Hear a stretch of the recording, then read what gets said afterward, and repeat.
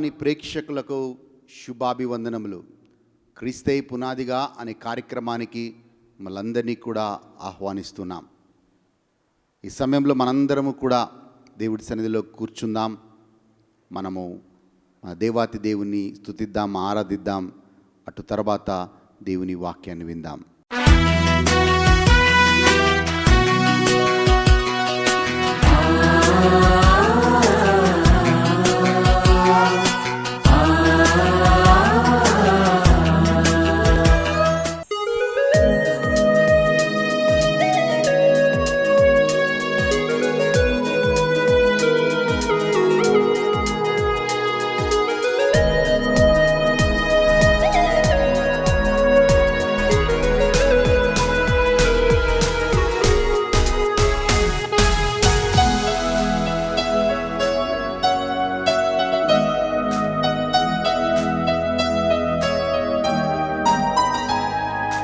నీలోనే ఆనందం నా దేవా, నీలోనే నాకు జీవం. నీలోనే ఆనందం నా దేవా, నీలోనే నాకు జీవం. నిన్న నేడు నిరంతరం మారని దేవా, నేడు నిరంతరం మారని దేవా. ఈ లోకమంతా నేను వెదకినా నాకు లేదయ్యా ఎక్కడ ఆనందం. నీ సన్నిధిలో ఒక్క క్షణం గడిపినా నా హృదయం పొంగెను. ఈ లోకమంతా నేను వెదకినా నాకు లేదయ్యా ఎక్కడ ఆనందం.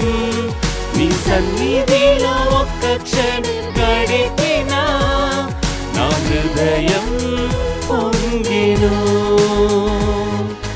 నీలోనే ఆనందం నా దేవా, నీలోనే నాకు జీవం. నీలోనే ఆనందం నా దేవా, నీలోనే నాకు జీవం.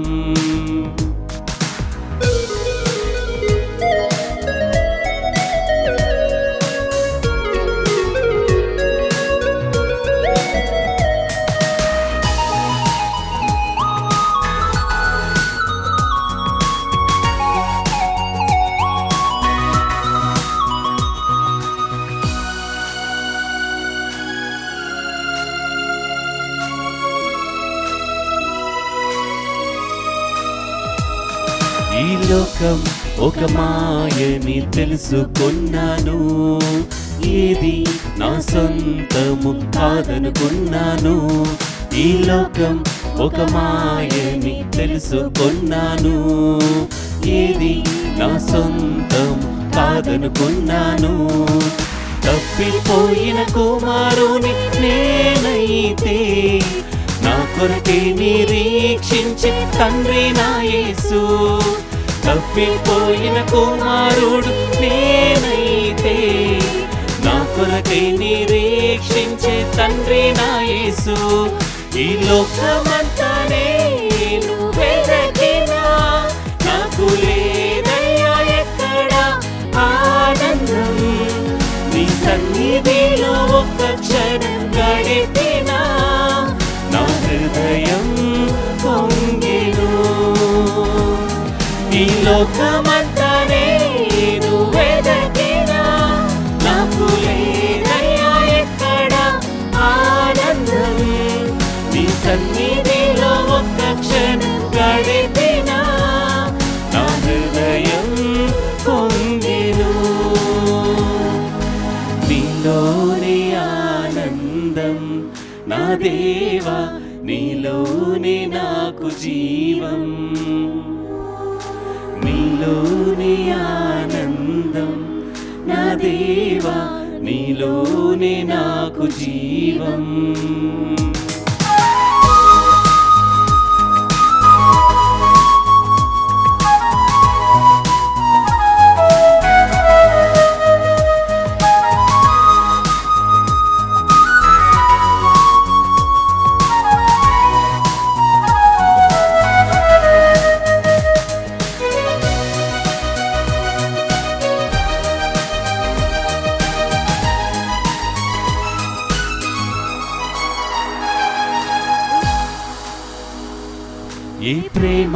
నీ ప్రేమకు సాటి రాదయ్యా, ఎన్ని ఉన్నా నీతో సరి ఏది కాదయ్యా.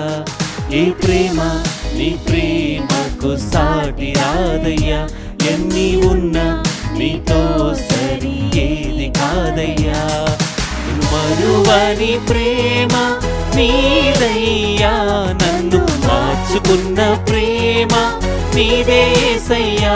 నన్ను మరువని ప్రేమ నీదయ్యా, నన్ను మార్చుకున్న ప్రేమ నీదే యేసయ్యా. ఈ లోకమంతా నేను వెదకినా నాకు లేదయ్యా ఎక్కడ ఆనందం.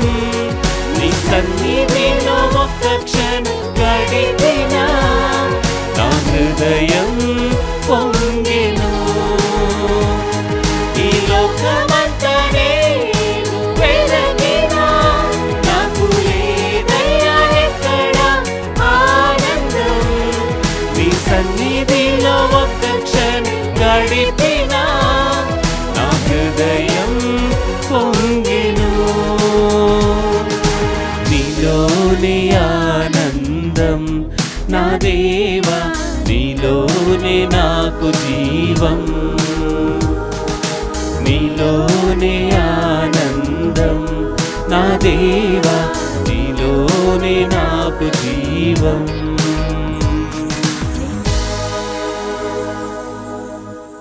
తల్ వంచి వాక్యం వినబోయే ముందు చిన్న ప్రార్థన చేసుకుందాం. మమ్మల్ని మిక్కిలిగా ప్రేమించు మా తండ్రి, నీకు వందనాలు, నీకు స్తోత్రాలు ప్రభువా. ఆశ్చర్యకరుడవు, ఆలోచనకర్తవు ప్రభా. ఈరోజు మేము వినబోయే వాక్యం మా ఆత్మీయతలో మనందరినీ కూడా బలపరచునుగాక ప్రభువా.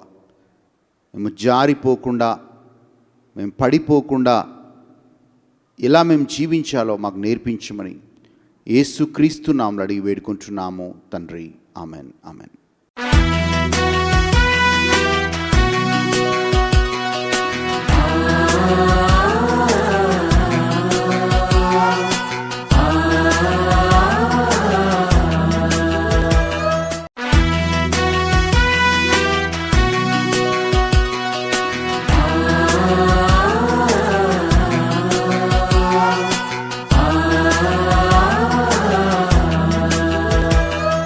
మొదటి కొరింథీయులకు రాసిన లేఖ 10వ అధ్యాయం 4-5 వచనాల నుంచి మనము ఈరోజు ధ్యానించబోతున్నాం. అక్కడ పౌలు కొరింథీయులకు రాస్తూ ఈ మాట చెప్తూ ఉన్నాడు.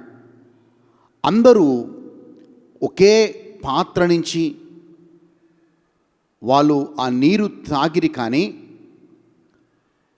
ఒకే ఆ యొక్క రాతి నుంచి వాళ్ళు నీళ్లు తాగారు ఇజ్రాయెల్ ప్రజలు. ఆ రోజు ఆ రాయి క్రీస్తై ఉన్నాడు, కానీ అనేక మంది పట్ల దేవుడు సంతోషంగా లేడు అనే మాట రాయబడింది. They drank from the same rock and the rock is Jesus, but many of them were not pleased to God. ఎందుకు దేవుడు అనేక మందితో సంతోషంగా లేడు? ఒక్కసారి మనం ఆలోచిస్తే మనకి అర్థమయ్యే విషయం ఏంటంటే, ఐగుప్తు నుంచి ఇజ్రాయెల్ వరకు, కనాను దేశం వరకు అనేక మంది, వాళ్ళందరూ కూడా కొన్ని లక్షల మంది ఇజ్రాయెల్ ప్రజలు, యూదులు వాగ్దాన భూమికి బయలుదేరుతున్నారు. ఆ రోజు అందరూ కూడా దేవుని కృపచేత, దేవుని శక్తి చేత వాళ్ళ బానిసత్వం నుంచి విడిపించబడ్డారు. అలాగే మనం చూసినట్లయితే వాళ్ళందరూ కూడా దేవుని అద్భుతాలను చూశారు. వాళ్ళందరినీ కూడా దేవుడు, శత్రువులు వాళ్ళని వెంటాడినప్పుడు ఎర్ర సముద్రాన్ని చీల్చి దేవుడు వాళ్ళని కాపాడాడు. అంతగా కాపాడి, అంతగా అద్భుతాలు చేసిన ఆ దేవుణ్ణి చూసి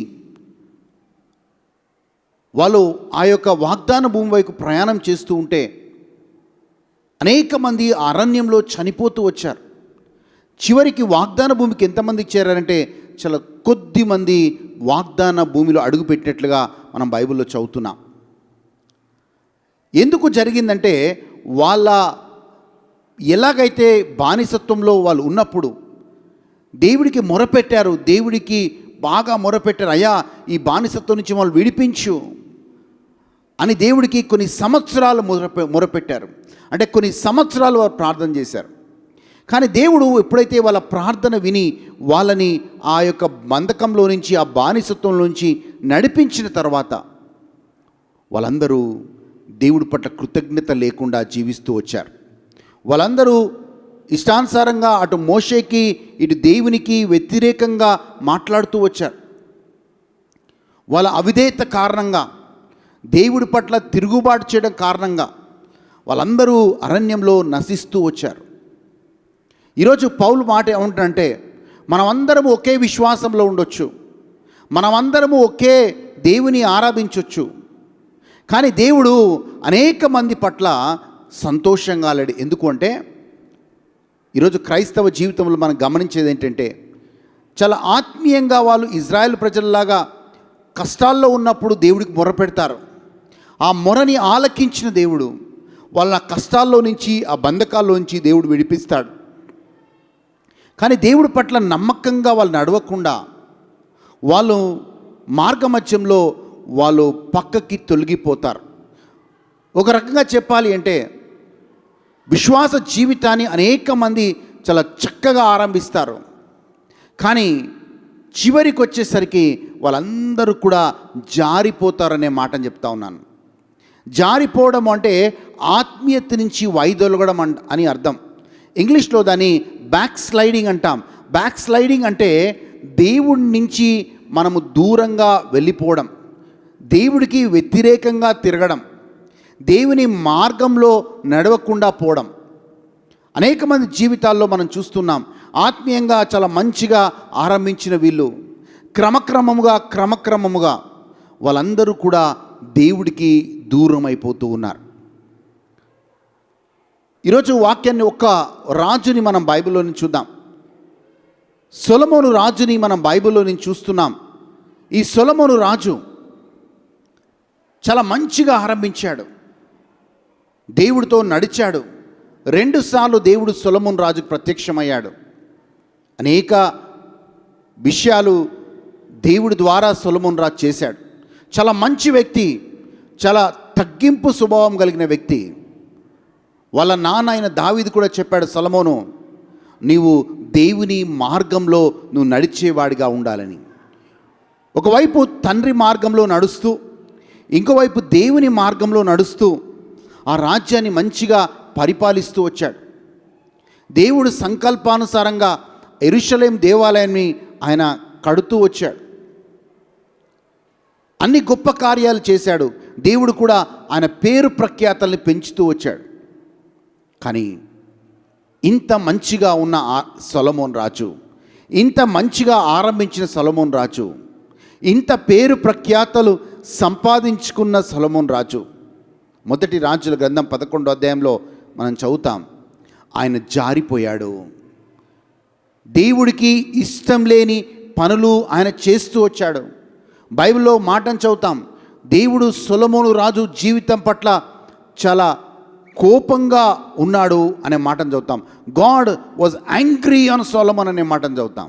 ఎందుకు దేవుడికి కోపము తెప్పించాడు అంటే ఆయన కోపము తెప్పించే పనులనే చేస్తూ వచ్చాడు.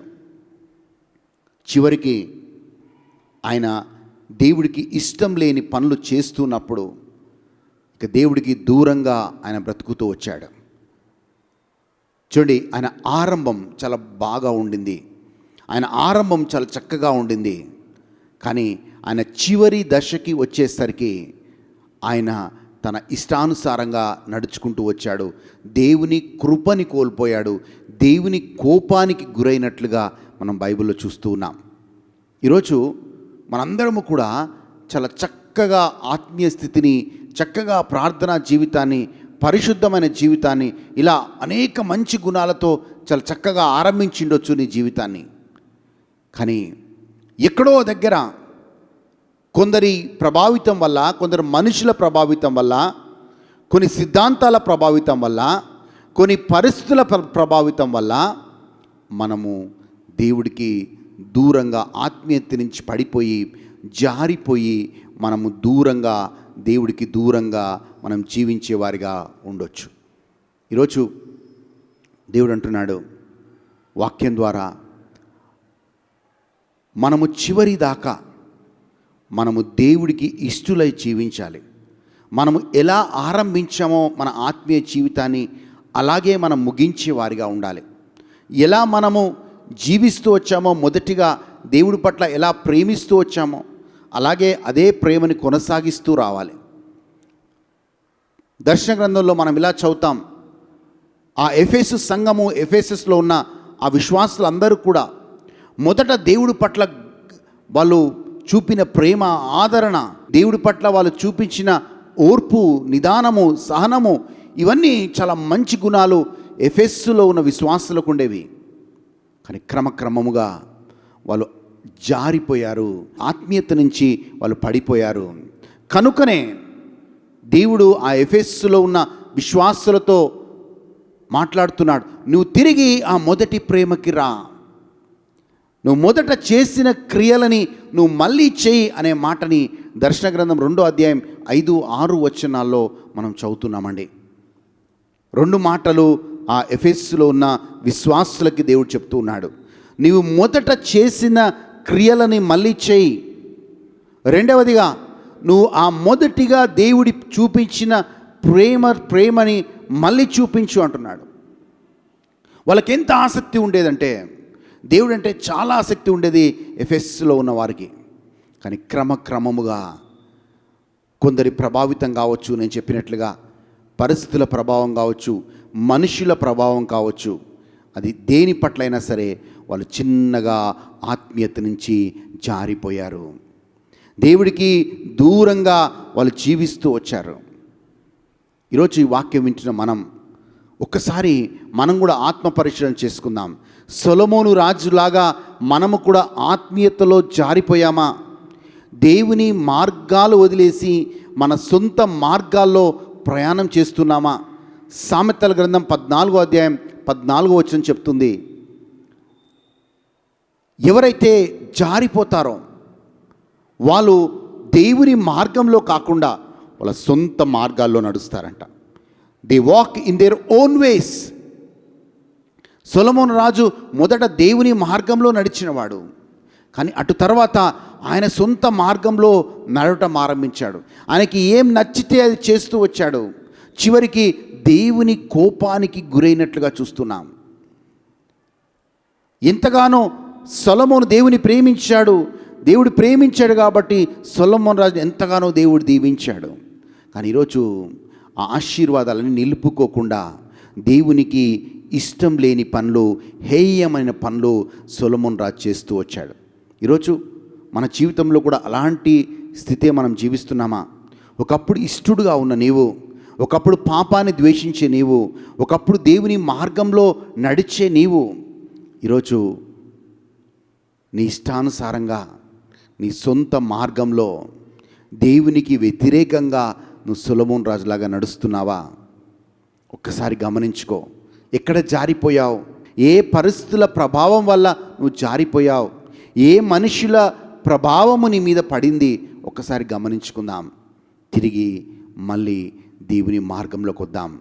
ఆ రోజు ఎఫెసీయుల సంఘంతో దేవుడు అంటున్నాడు, ఒకవేళ నువ్వు మొదటి ప్రేమలోకి వస్తే, ఒకవేళ నీవు తిరిగి ఆ మొదట చేసిన క్రియలని నువ్వు మళ్ళీ చేస్తే, నీకు జీవ వృక్ష ఫలము నుంచి తినడానికి నీ కృపనిస్తానంటున్నాడు. I will give you the grace to eat from the tree of life. ఈరోజు జీవ వృక్ష ఫలము అంటే నిత్య జీవాన్ని దేవుడు నీకు ఇస్తాడు అని అర్థం. ఈరోజు మనందరం కూడా ఒక్కసారి ఎక్కడైనా జారిపోయినట్లంటే మనం ఆత్మ పరిశీలన చేసుకొని, ప్రభువా ఆ మొదటి ప్రేమలోకి, ఆ మొదట చేసిన క్రియలు చేసినట్లుగా ఆ మొదట నీ పట్ల చూపించిన ప్రేమలోకి మమ్మల్ని తీసుకొని రా అని ప్రార్థన చేద్దాం.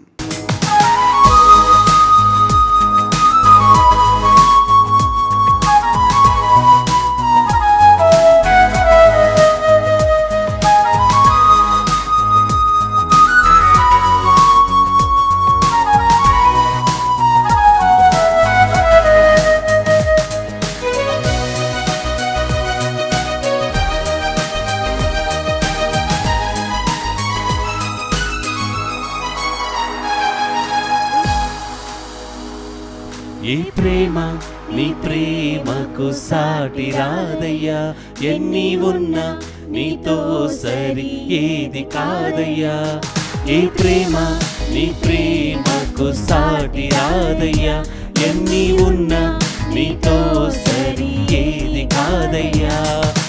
మరువని ప్రేమ నీదయ్యా, నన్ను మార్చుకున్న ప్రేమ నీదే యేసయ్యా. నన్ను మరువని ప్రేమ నీదయ్యా, నన్ను మార్చుకున్న ప్రేమ నీదే యేసయ్యా. ఈ లోకమంతా నేను వెదకినా నాకు లేదయ్యా ఎక్కడ ఆనందం. నీ సన్నిధిలో ఒక్క క్షణం గడిపినా నా హృదయం పొంగెను. ఈ లోకమంతా నేను వెదకినా నాకు లేదయ్యా ఎక్కడ ఆనందం. నీ సన్నిధిలో ఒక్క క్షణం గడిపినా నా హృదయం పొంగెను. నీలోని ఆనందం నా దేవా, నీలోనే నాకు జీవం. నీలోనే ఆనందం నా దేవా, నీలోనే నాకు జీవం.